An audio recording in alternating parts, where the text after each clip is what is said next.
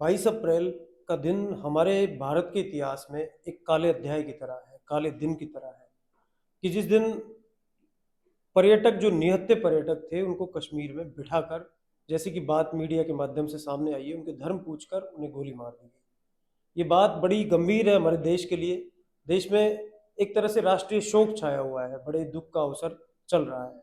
हमारे साथ प्रारब्ध फाउंडेशन के कार्यकर्ता और जो पदाधिकारी हैं वो मौजूद हैं। हम इस सेशन में उनसे चर्चा कर रहे हैं कि देश में जो आक्रोश की भावना इस समय पनप रही है ये कितनी सही है, क्या सुझाव हो सकते हैं, और इन सभी बातों पर हम ये परिचर्चा कर रहे हैं। तो सभी साथियों का इस परिचर्चा में स्वागत है। आप सभी अपने इंट्रोडक्शन के बाद अपनी अपनी बात रखेंगे। मेरा नाम सचिन आनंद शर्मा है। मैं प्रारब्ध फाउंडेशन का संस्थापक एवं अध्यक्ष हूँ। इसके अलावा मैं विप्र महासभा राजस्थान का प्रदेश संयोजक भी हूँ और मेरा दवा व्यवसाय है, इसमें होलसेल एंड मार्केटिंग का मेरा काम है। देखिए, जो 22 अप्रैल को जो अमानवीय कृत्य हुआ है, कुकृत्य कहूँगा मैं तो, कायराना हरकत जो की गई है आतंकवादियों द्वारा, बहुत ही दुखद है, मन को आत्मा को झकझोरने वाली है और मैं कड़े से कड़े शब्दों में इसकी निंदा करता हूँ। मेरा नाम शपाली शर्मा है। मैं प्रारब्ध फाउंडेशन में कोषाध्यक्ष के पद पर काम कर रही हूँ। आज हम बात कर रहे हैं 22 अप्रैल को हुई आतंकवादी घटना के बारे में, जो कि बहुत ही निंदनीय है। सरकार ने कई कड़े कदम उठाए हैं इसके लिए, पर मैं चाहती हूँ और भी ऐसे कदम उठाए जाएं ताकि दोबारा ये लोग ऐसा करने के लिए सोचें एक बार। नमस्कार, मेरा नाम हेमंत सिंह चौहान है और मैं प्रारब्ध फाउंडेशन का कार्यकारी अध्यक्ष हूँ और मेरा गारमेंट्स का, एक्सपोर्ट का और डोमेस्टिक ब्रांड्स के लिए गारमेंट मैन्युफैक्चरिंग का काम है। और 22 अप्रैल को जो ये आतंकवादी घटना हुई है टूरिस्ट के ऊपर, स्पेशली नाम और धर्म पूछ करके जो अटैक किया गया है, उसके ऊपर मेरी ये राय है कि इस तरह की घटनाओं को रोकने के लिए सरकार को सख्त से सख्त टफेस्ट कदम उठाने चाहिए ताकि ये घटनाएं दोबारा कोई करने की सोचे ही नहीं। सत्यपाल समाधिया मेरा नाम है और मैं वर्तमान में दीपसिया हॉस्पिटल में रिसेप्शन पे काम करता हूं। और मैं ये कहना चाहता हूं कि जो देश में अभी जो हालात है, बड़ा ही, जो अभी पहलगाम में जो हुआ था, बड़ा ही दुख का विषय है ये। तो ये जो हो रहा है ये ऐसा होना नहीं चाहिए, क्योंकि ये जो काम जो हो रहा है एक सोची समझी साजिश के तहत अपन ये काम कह सकते हैं, क्योंकि विचारधारा का जो काम था, उन्होंने हिंदुओं को टारगेट किया, उन पे गोलीबारी की। तो मैं तो ये कहता हूं कि हमारे जो देश के प्रधानमंत्री है नरेंद्र मोदी जी, उनको इंडियन आर्मी को खुली छूट दे देनी चाहिए। नमस्कार साथियों, मेरा नाम अंकित शर्मा और मैं प्रारब्ध फाउंडेशन का संगठन मंत्री हूं। मैं आपसे कहना चाह रहा हूं कि जो अभी 22 अप्रैल को जो घटना हुई है, उसमें जो सरकार द्वारा जो निर्णय लिए गए, जो निर्णय बहुत अच्छे लिए गए, अच्छे से अच्छा कदम उठाया जाए और इन आतंकवादियों को सबक सिखाया जाए। नमस्कार, मेरा नाम संदीप सेन है और मेरी पहचान एक भारतीय है और मैं एक एनजीओ में काम करता हूं, जिसमें मैं महामंत्री के पद पे अपनी भूमिका निभा रहा हूं। अभी जो रिसेंटली इन दिनों एक आतंकवादी घटना हुई है 22 अप्रैल को, जो कि नहीं होनी चाहिए और वो हुआ है, और इसकी कड़ी निंदा और इस तरीके के शब्द तो बहुत कम रह जाते हैं इसमें।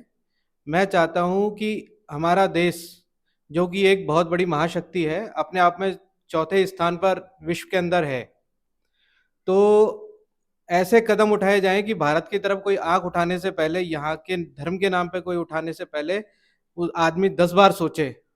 अहिंसा परमो धर्म एक बहुत ही शॉर्ट रूप में इसको भारत वालों ने अपना रखा है। इसका पूरा है कि धर्म की रक्षा के लिए अगर आदमी को अगर अपनी जान का भी, प्राणों का भी न्यौछावर करना पड़े तो करना है। तो भारत एक बहुत बड़ी महाशक्ति है और ऐसे आतंकवादियों का तो बिल्कुल ही सामने झुकने का सवाल पैदा नहीं होता। देखिए, अपराध तो ये अक्षम्य है, इसमें कोई दो राय नहीं है। और भारत सरकार ने कुछ 5-6 निर्णय भी इसके विरुद्ध लिए हैं, जो कि अपने आप में एक बड़े निर्णय हैं। और कूटनीतिक रूप से अगर देखा जाए तो ये उनके हवा पानी और व्यापारिक संबंध और व्यवहारिक संबंध को रोकने के लिए निर्णय लिए गए उनसे। मैं तो कहता हूँ सभी प्रकार के संबंध खत्म कर देने चाहिए ऐसे देश से जो आतंकवादियों को पनाह दे रहा है। और आप लंबे समय से देखते आ रहे हैं, चाहे पुलवामा हमला हो, चाहे वो वर्ल्ड वाइड कहीं पर भी हमला हुआ हो, तो ये हमारे लिए बड़ा सोचनीय विषय है कि इस तरीके के जो मानसिकता वाले लोग हैं उनको कैसे रोका जाए। इसका बार बार इलाज गवर्नमेंट द्वारा किया भी गया है, और अभी नहीं, पहले से 65 में भी किया गया है, 71 में भी किया गया है, और लगातार करते आ रहे हैं, लेकिन फिर भी ये रुकने का नाम नहीं ले रहे हैं, और कंटिन्यू ये ऐसे हमले, ऐसे आतंकवादी हमले किए जा रहे हैं। अब मैं ये अनुरोध करूंगा सरकार से, पहले आप सर्जिकल स्ट्राइक कर चुके, एयर स्ट्राइक कर चुके, सभी प्रकार के स्ट्राइक कर चुके, एक ऐसा निर्णय लें, कड़ा निर्णय लें कि दोबारा ऐसा हो ही नहीं, यहाँ नहीं, वर्ल्ड वाइड ही नहीं हो। इसके लिए एक बलूचिस्तान इनका एक स्थान है, जगह है, जहां पर बलूच लिबरल आर्मी काम करती है, वो इनके विरुद्ध काम करती है। मैं, आप समझ रहे हैं हम किसके बारे में बात कर रहे हैं, पाकिस्तान के बारे में हम बात कर रहे हैं। वो उनके साथ मिलकर के कूटनीति रणनीति के हिसाब से उस हिस्से को अलग करके, जो कि इनके लिए फायदेमंद हिस्सा है, उसको अलग किया जा सकता है। और हाफिज सईद जो अभी भी उनकी पनाह में है, उसको उसके ठिकानों पर इंटेलिजेंस की मदद से हमले करके, जैश के जगह पे हमले करके, और लश्कर तैयबा जिसका ये फ्रंट था जिन्होंने हमला किया है, उसके स्थान पे हमले करके आप पूरी जनता को परेशान मत करो। हम ये नहीं कह रहे कि पूरा पाकिस्तान दोषी है, लेकिन वहां पर रहने वाले ये लोग तो दोषी हैं, इनके ऊपर तो कड़ी कार्रवाई सरकार को करनी ही पड़ेगी, और भारत की जनता को ये दिखाना पड़ेगा कि हम क्या कर सकते हैं, और इतना कड़े से कड़ी कार्रवाई करें कि इनके जो ठिकाने हैं, जैसे अमेरिका ने किया, उसामा बिन लादेन के खिलाफ किया, पूरा पर्टिकुलर एक जगह को घेरा और उस जगह को समाप्त कर दिया। ऐसा निर्णय लेने की आज नीड है, ताकि पता चले देश की जनता को कि हम क्या कर सकते हैं। हमारी सीमाओं की सुरक्षा पर भी हमको काम करने की आवश्यकता है। जी बिल्कुल, कहीं ना कुछ कमी रही है रवि जी, जिसके कारण ये हुआ है। हालांकि जैसा कि बताते हैं, जैसे सुनने में आया है कि ये जो स्थान था ये थोड़ा दूर था, और जहाँ से घोड़े पे, टट्टू पे बैठ करके वहाँ पहुँच सकते हैं, और वहाँ से उनकी कनेक्टिविटी रहती है। और ऐसा भी पता चला कि वहाँ के जो स्थानीय लोग हैं, 2 स्थानीय लोग हैं, जिनका एक का तो घर भी शायद बम से उड़ाया है, और एक को अभी शायद ढूंढ रहे हैं, और 4 आतंकवादी उनके साथ शामिल हुए थे, जिनके खिलाफ भी अभी चल रहा है सर्च। सीमाओं की सुरक्षा में कहीं ना कहीं हमसे चूक हुई है, इसमें कोई दो राय नहीं है, और हमारी जो इंटेलिजेंस है, हमारी जो आर्मी, जो सेना है, उनको और अब मजबूत होना पड़ेगा इसके लिए। संदीप जी, आप क्या राय रखते हैं इस बारे में? धन्यवाद रवि जी, जो आपने हमें बोलने का मौका दिया। मेरी राय तो यही है कि कब तक अपन ये सहते रहेंगे। ये कोई आज की नई बात तो ये है नहीं, मैं तो सुनता आ रहा हूँ कि 1 साल होता नहीं है कि एक न एक नई ऐसी दुर्घटनाएं और ऐसी आतंकवादी घटनाएं जो होती रहती हैं, ये खत्म होने का नाम ही नहीं ले रही है, दिन ब दिन बढ़ती जा रही है और भी ज़्यादा क्रूशियल होती जा रही है। तो मैं तो कहता हूँ कि भारत इतनी बड़ी महाशक्ति है कि इनका इस तरीके से इनको सबक सिखाया जाए कि पहली बात तो इनसे रिश्ता खत्म कर दिया जाए, किसी प्रकार के समझौता संधि, किसी प्रकार से इनसे व्यवहार ना ही रखा जाए, क्योंकि जब ये हमारा भारत एक ऐसा देश है जिसमें सभी धर्मों का सम्मान करते हैं, और ये लोग ऐसे हैं जो धर्मों के नाम पे बंटवारा कर रहे हैं, तो कहीं ना कहीं ये देश को बहुत ही गलत दिशा में लेके जा रहे हैं, और यहाँ के कुछ लोग भी ऐसे हैं जो समझ नहीं रहे हैं और वो इन लोगों का साथ निभा रहे हैं। तो ऐसे लोगों को तो इस देश में रहने का कोई सवाल ही पैदा नहीं होता, इनको तो बाहर निकाला जाए। जिस तरीके से सरकार ने कुछ कदम भी उठाए हैं, जैसे कि उन्होंने इनका वीज़ा कैंसिल किया है, यहाँ से 48 घंटे के अंदर भारत से रवाना होने का भी आदेश दिया है, ये हमेशा के लिए ही लागू होना चाहिए। ये जो आतंकवादी घटना हुई उस दिन, वहां महिलाओं से पूछ कर उनके पतियों को मारा गया। एक महिला होने के नाते आप इस घटना को किस तरह देखते हैं कि कितना मार्मिक था, कितना दुखांतिक था? देखिए, इसमें महिलाओं को मोहरा बना करके और केंद्र सरकार तक उनकी जो भी बात है वो पहुंचाई गई है, जो कि बहुत गलत है। अब हमारे जो प्रधानमंत्री जी हैं, उन्होंने कई सारे कड़े कदम उठाए हैं, पर हम चाहते हैं कि ऐसे कड़े कदम और ज़्यादा उठाए जाएं, ताकि वो लोग ऐसा करने से पहले 10 बार सोचें। और ये जो महिलाओं को इस तरीके से टारगेट किया गया है, वो बहुत ही ज़्यादा निंदनीय है। और इस चीज़ को देखने के लिए कि भाई कैसे, मतलब जो महिलाएं हैं कैसे अब अपना जीवन यापन करेंगी या कुछ है, तो ऐसा नहीं है। देश की महिलाएं आज बहुत सक्षम है, सब कुछ है। तो प्रधानमंत्री जी को मेरी तरफ से तो यही है कि वो ज़्यादा से ज़्यादा ऐसे कदम उठाएं, ताकि ये लोग दोबारा ऐसा काम ना करें। हेमंत जी, क्या मानते हैं आप कि देश आज युद्ध के मुहाने पर है एक तरीके से, तो आपको क्या लगता है कि युद्ध हो, नहीं हो, सर्जिकल स्ट्राइक हो, या आतंकवादियों को किस तरह से डिस्ट्रॉय किया जाए, क्या मानते हैं? देखो, मेरा मानना है कि जैसा आप बोल रहे हो कि आतंकवादियों पे क्या होना चाहिए, तो आतंकवादियों का सिर्फ एक ही इलाज है कि सीधा उनको जहन्नुम में पहुंचाया जाए। और पीओके ले लेंगे, ये कर लेंगे, ये बहुत टाइम हो गया सुनते सुनते। अब जो भी कार्रवाई करनी चाहिए भारत सरकार को, जिसमें सीधा सीधा जो इम्पैक्ट होना चाहिए वो होना चाहिए इस्लामाबाद पे। ये पीओके हो गया, कराची और रांची, इससे कुछ नहीं होगा। आतंकवादी है, आप एक मारोगे, दो मारोगे, 10 मारोगे, वो पाकिस्तान में रजिस्टर्ड जो मदरसे हैं वो 3,000 हैं। अगर एक साल में एक मदरसा एक आतंकवादी भी पैदा कर रहा है, तो आप ये सोचो कि एक साल में 3,000 आतंकवादी तो सीधा सीधा पैदा हो रहे हैं। आप कितने मार लोगे? 100, 200, 500? अगर साल भर में आप 1,000 आतंकवादी भी मारते हो तो भी कवर नहीं कर पाओगे। सीधा सा है, नुकसान होगा। युद्ध, सब कह रहे हैं कि इकोनॉमी डाउन जाएगी, ये सब डेफिनेटली होगा। मैं भी बिजनेस करता हूँ, सब कुछ होगा। लेकिन इसका इलाज क्या है? अगर हमारे हाथ में फ्रैक्चर हो गया है, उसका इलाज है कि भी अपन ने पट्टी बंधवा ली, ठीक हो गए। लेकिन जब अपने को पता है कि हाथ में कैंसर हो गया है और एक ऐसी लाइलाज बीमारी हो गई है कि अगर उसका इलाज नहीं करेंगे तो वो शरीर को पूरा खत्म कर देगी, हमें बिल्कुल मार देगी। तो इससे बेहतर है कि शरीर का जो वो पार्ट जिसका कोई इलाज नहीं है उसको काट के हटा दिया जाए, ताकि बाकी पूरा शरीर बचा रहे। तो सीधी सी बात है, जो भी कड़ी कार्रवाई और ये सब नहीं, सीधा सीधा वार। इंडियन आर्मी और इकोनॉमी इतनी सक्षम है कि कर लेंगे। आप ये देखो, नोटबंदी हुई थी हिंदुस्तान के अंदर, सबको नुकसान हुआ था। 100% लोग इफेक्ट हुए थे, लाइनों में खड़े रहे थे, कई लोगों की जानें भी गई थी, आर्थिक नुकसान बहुत ज्यादा हुआ था। लेकिन वो उबर गए ना, 3 साल 4 साल लगे, उबर गए। कोरोना हुआ था पूरे वर्ल्ड के अंदर, एक टाइम हमको सबको ऐसा लगा था कि बचेंगे या मरेंगे, लेकिन सब कुछ सेट है ना, सब अपना काम धंधा चला रहे हैं। ठीक है, कई जगह नुकसान हुआ, लेकिन जिंदा है, आगे बढ़ रहे हैं।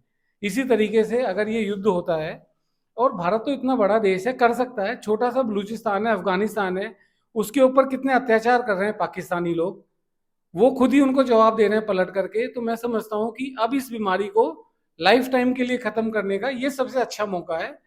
कब तक आप निर्दोष लोगों की जानें जाती रहेंगी? आप ये कह रहे हैं कि टूरिस्ट प्लेस था, वहां पे कोई सुरक्षा के इंतजाम नहीं थे। अरे कहाँ तक करेंगे इंतजाम भाई? आप तो ट्रेन में आके ब्लास्ट कर रहे हो, बस में कर रहे हो, मंदिर में कर रहे हो, मस्जिद में भी हो रहे हैं। रास्ते में जहां देखो वहां पे आप कत्ल हो रहे हैं, मारे जा रहे हैं, सिर्फ किस एक विचारधारा के नाम पे। वो विचारधारा को खत्म करने की जरूरत है, और उसके लिए सिर्फ और सिर्फ एक बहुत बड़ा इम्पैक्ट देने की जरूरत है। मेरा ये सोचना है। 1999 की जब बात करूं, करगिल युद्ध जब हुआ था तो उस वक्त रक्षा मंत्री थे जॉर्ज फर्नांडिस। अटल बिहारी जी उस वक्त प्रधानमंत्री जी थे। तो प्रधानमंत्री थे तो उन्होंने जॉर्ज फर्नांडिस जी ने उनके सामने विचार रखा और उन्होंने कहा था कि अपनी जो सेना है उसको खुली छूट दे दीजिए। तो अटल बिहारी जी ने कहा था कि ठीक है, हमारी जो सेना है उसको खुली छूट है, और हमने नतीजा सबके सामने था, हमने करगिल युद्ध जीता। तो मुझे इंडियन आर्मी पे अभी भी इतना भरोसा है कि हमारी इंडियन आर्मी लाहौर तक घुस के मारेगी उनको। और मैं उन लोगों को ये संदेश देना चाहता हूँ कि जो उनके नापाक इरादे ना एक दिन उनके नेस्तनाबूत होके रहेंगे, ये इरादे उनके टूटेंगे। तो मैं तो हमारे देश के इंडियन आर्मी को और उनको ये कहना चाहता हूँ कि नरेंद्र मोदी जी जो हैं उनको आदेश दें और उनके ऊपर कार्रवाई करें। अंकित, युवा इंकलाब चाहता है। इंकलाब मतलब अब हम चाहते हैं कि फाइनल कुछ सॉल्यूशन होना चाहिए। तो क्या आप क्या मानते हैं कि किस तरह का समाधान होना चाहिए, सरकार को क्या करना चाहिए? देखिए कि ये जो इंकलाब की जो बात है, मैं ये कहना चाहूंगा कि युवाओं को जातियों में ना बट करके एक साथ जुट होए और सरकार को इस चीज के लिए जागरूक करें और साथ में खुद भी जागरूक हों। ये बड़ा ही हमारे लिए बड़े गंभीर विषय की बात है कि चाहे देश में इस तरह की मानसिकता वाले लोग हों जो आतंकवादियों को पनपाने की बात करते हैं, या उन्हें किसी भी तरह से मदद कर रहे हों, उन पर किस तरह की कार्रवाई होनी चाहिए, और उसमें राज्यों की क्या भूमिका होनी चाहिए। क्योंकि अभी हम लोग हर बार हादसे के बाद में थोड़े दिन का शोक मनाते हैं, कैंडल जलाते हैं, रैलियां निकालते हैं, उसके बाद सरकार छोटी जो कुछ स्ट्राइक्स करती है, कुछ आतंकवादी मारे जाते हैं उसमें, और थोड़े दिन बाद फिर एक बड़ी घटना हो जाती है, चाहे नक्सल एरिया हो, चाहे कश्मीर हो, चाहे दूसरे जो बॉर्डर पे जिस तरह के मामले सामने आते हैं, जो हमारे आर्मी वाले भी जिनमें शहीद हो जाते हैं। तो इस पर क्या होना चाहिए, क्या सुझाव है आप?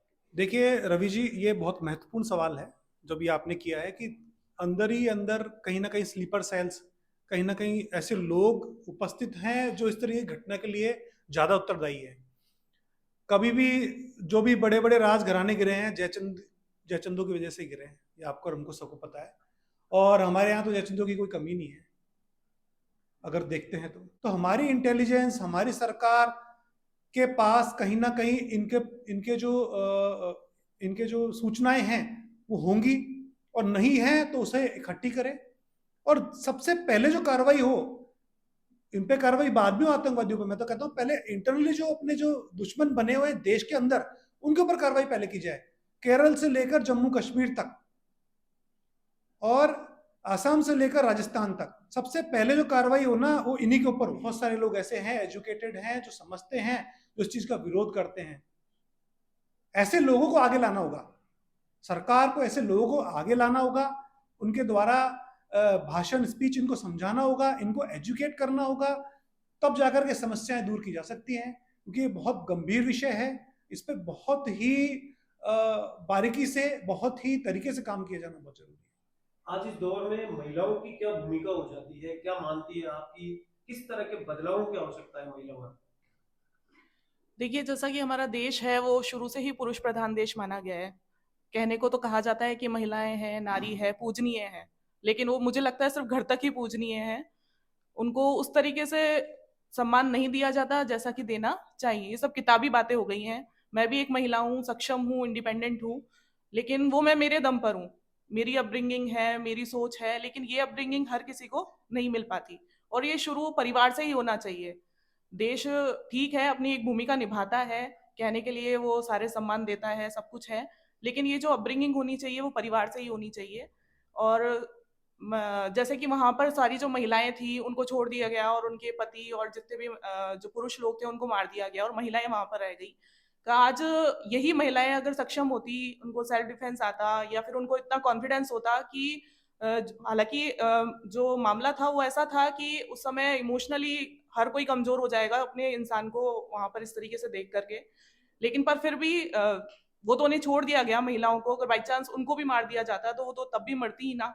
लेकिन ऐसे में अगर उनको सेल्फ डिफेंस आता तो वो इस चीज का क्या कर सकती थी, विरोध, जो कि वो नहीं कर पाई। वो सिर्फ अपने दुख को चिल्ला चिल्ला कर बताती रही कि ऐसा हो गया, ऐसा हो गया, ऐसा हो गया।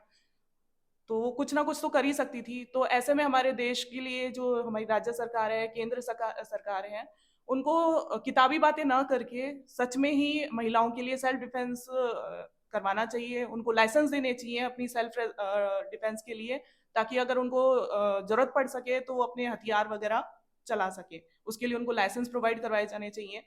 और ये तो चलो आतंकवादी घटना थी। अगर ग्राउंड लेवल पे बात की जाए तो महिलाएं कितने सारी चीजें हैं जो कि आज भी सफर कर रही हैं। आए दिन रेप केस होते हैं, उनके पहनावे पर, उनकी हर चीज पर कमेंट किया जाता है। जितनी भी बड़ी महिलाएं हैं, चलो महिलाएं एज में बड़ी होती हैं तो, पर छोटी बच्चियों का क्या? छोटी बच्चियां थोड़ी ना इन सब चीजों को समझती हैं। तो सारी चीजें हैं, तो देश को कड़े से कड़े कदम उठाने चाहिए, ग्राउंड लेवल पे उठाने चाहिए, सिर्फ किताबी बातों पर नहीं रहना चाहिए। एक मदर के रूप में आपकी कितनी भूमिका बढ़ जाती है? एक माँ होकर के आप अपने बच्चों को क्या शिक्षा देंगे? देखिए, माँ होने के नाते मैं इंतजार नहीं करूंगी कि देश कुछ कदम उठाए या फिर कोई कुछ और कदम उठाए।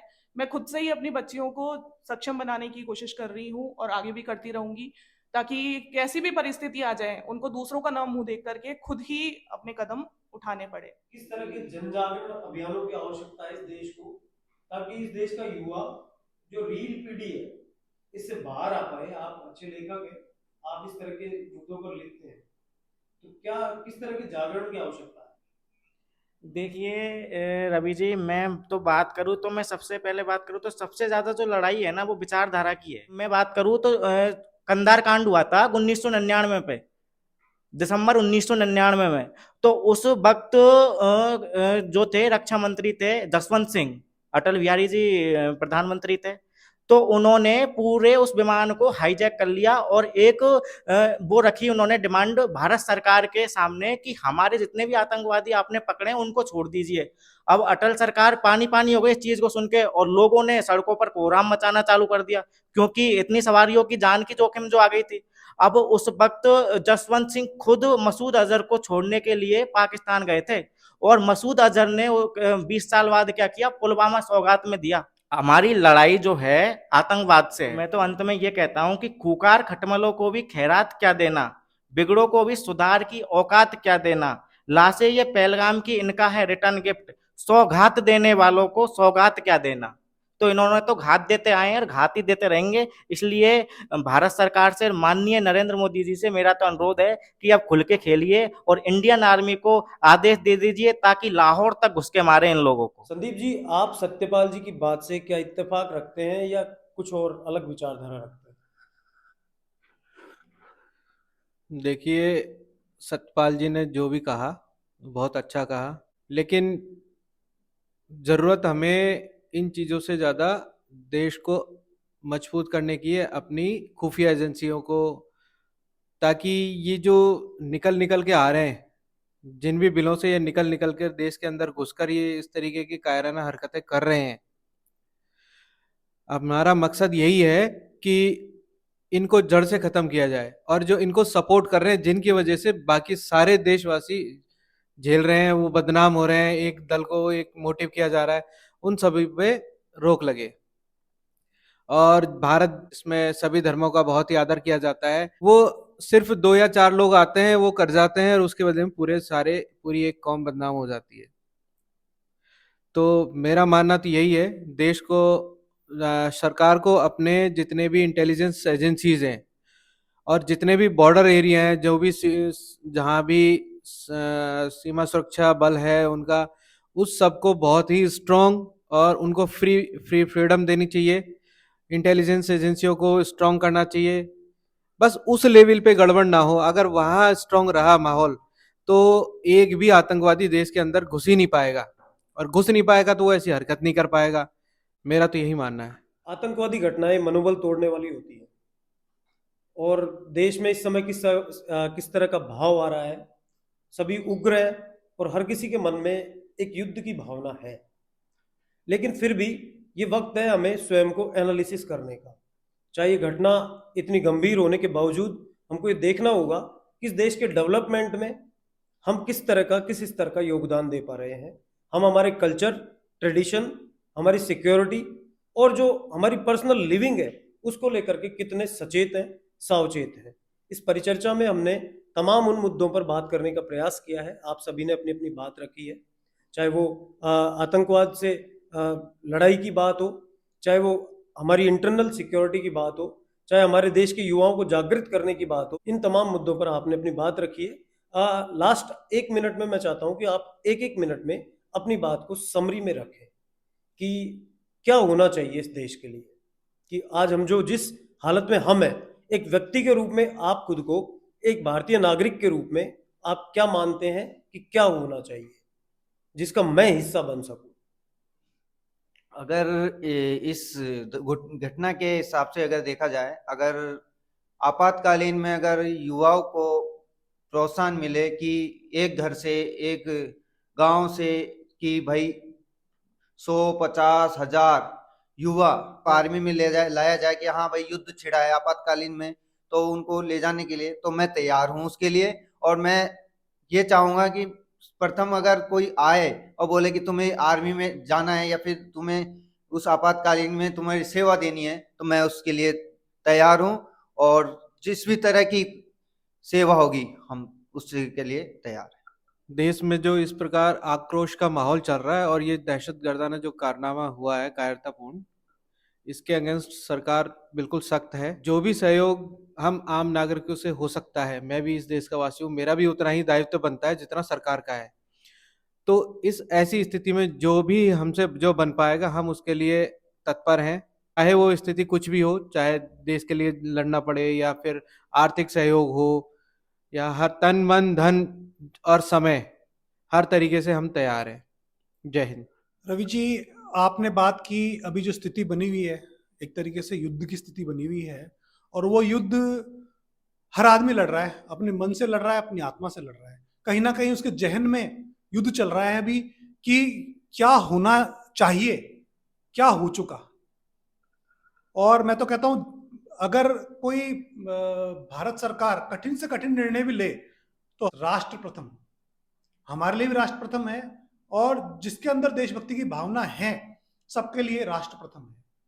और तन मन धन जिस भी तरीके से सहयोग देश को कर सकते हैं। मेरे तो फादर खुद एयरफोर्स में थे, और हमने इस जिंदगी को, एयरफोर्स की जिंदगी को बहुत करीब से देखा है। तो और एक बार तो ऐसी स्थिति बनी थी कि युद्ध जैसी स्थिति बनी थी जब वो फोर्स में थे उस टाइम पे, वो भी हमने बहुत करीब से देखा है। तो हमने तो वो जिंदगी जी है, और हर परिवार को अगर देश से में हर परिवार को अगर वो जिंदगी जीनी पड़े तो इस चीज के लिए तैयार रहना चाहिए। अभी यूक्रेन में और रशिया में युद्ध चल रहा है, वहां लगातार युद्ध चल रहा है। देखो, बात उसूलों की जब आ जाती है ना, तो बात उसूलों पे जब आंच आ जाती है तो टकराना जरूरी है, और जिंदा हो तो जिंदा नजर आना जरूरी है। जिंदा नजर आने के लिए कहीं ना कहीं हमें लड़ना पड़ेगा, कहीं ना कहीं हमें जवाब देना पड़ेगा, और सरकार के साथ में खड़ा रहना पड़ेगा। जैसा कि आप बता रहे थे कि मोदी जी ने भी कल एक भावनात्मक कल स्टेटमेंट दिया है, काफी लंबा स्टेटमेंट उन्होंने दिया है, और उनका भी जो स्टेटमेंट है ये प्रदर्शित करता है कि कहीं ना कहीं कुछ ना कुछ बड़ी कार्रवाई सरकार के द्वारा की जानी तय है, चाहे वो सर्जिकल स्ट्राइक हो, एयर स्ट्राइक हो, या फिर कोई युद्ध हो, या फिर उनके जो ठिकाने हैं, आतंकवादियों के ठिकानों पर हमला करना हो। तो कोई ना कोई कड़ा निर्णय सरकार अवश्य लेगी, और सरकार के हर निर्णय पर हम उनके साथ हैं। जय हिंद, जय भारत, नमस्कार। में आज देश को अगर जरूरत हुई महिलाओं की, तो महिलाएं भी कहीं किसी भी तरीके से पीछे नहीं हटेंगी। उनका जितना बन पड़ेगा वो पूरा साथ देंगी, और मैं तो कहती हूँ मैं शुरुआत मुझसे ही करूंगी, और बाकी जो भी लोग हैं आए, सामने आए और इस चीज के लिए लड़े। Thank you. देखिए रवि जी, अगर ऐसा माहौल आए तो मैं तो ये कहता हूँ कि पहले, सबसे पहले हर नौजवान बॉर्डर पे खड़ा मिले, और हर नौजवान के अंदर एक अभिनंदन होना चाहिए। जो 2019 में घर में घुस के मार के आया था, वो अभिनंदन अंकित जी के अंदर हो, वो अभिनंदन मेरे अंदर हो, वो अभिनंदन संदीप जी के अंदर हो। क्योंकि देखिए, अभी सरकार ने फैसले लिए कि भाई सिंधु जल समझौता किया, उसका पानी रोक दिया, तो पानी तो उस टाइम भी रुका था। तो ये जो कदम है ना, ठीक है, अच्छी बात है, पानी रोका, अच्छी बात है, उनको भी पता है, उन काफिरों को भी पता लगे। पर एक जो ठोस मुद्दा है, वो मुद्दा ये है कि भाई अब जो सरकार को बड़े फैसले लेने चाहिए, वो फैसले इंडियन आर्मी के थ्रू लेना चाहिए, मेरा जो मेन मानना है। और इंडियन आर्मी को फुल छूट देनी चाहिए, क्योंकि उस टाइम जब 2019 में पुलवामा अटैक हुआ था, तो जब पालम एयरपोर्ट पे जब सैनिकों के शव आए थे, तो सबकी आंखें नम थी, सबकी आंखें गीली थी, सबके मन में एक आक्रोश था, जो आक्रोश आज है, उस टाइम भी था। लेकिन 3 दिन बाद उसी आक्रोश को फक्र में बदल दिया अभिनंदन ने। सबके चेहरे पे मुस्कान थी। तो वो अभिनंदन आज हर युवा के अंदर होना चाहिए, क्योंकि अब हमें इस रील से निकलकर रियल चीज में उतरना पड़ेगा। इन मोबाइल से उतरकर अब अपनी अहम विचारधारा है उस पर आना पड़ेगा, और इसके लिए हर युवा को, हर सतपाल को, हर अंकित जी को, हर सचिन जी को और हर संदीप जी को तैयार रहना पड़ेगा। जय हिंद, जय भारत। इस परिचर्चा में शामिल होने के लिए आप सभी का धन्यवाद, और उम्मीद है देश से, देश के युवाओं से, महिलाओं से और सभी वर्गों से कि सरकार जो निर्णय करे, जो हमारा देश प्रथम है, उससे जुड़ा अगर कोई निर्णय होता है तो सभी लोग इसमें कदम से कदम मिलाकर आगे बढ़ेंगे। नमस्कार।